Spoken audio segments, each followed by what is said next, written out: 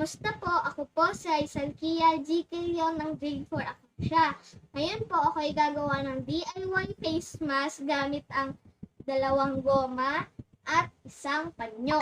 Simulan na po natin!